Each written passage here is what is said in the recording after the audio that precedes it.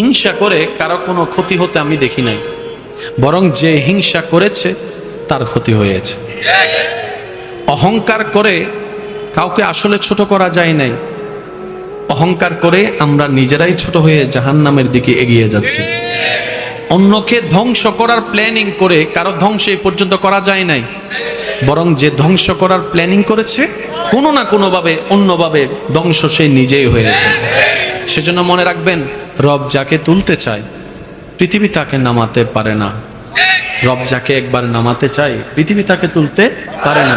সেজন্য উঠতে যদি মন চায় সে রবের দরবারে মাথাটা ঝুঁকাই দেন।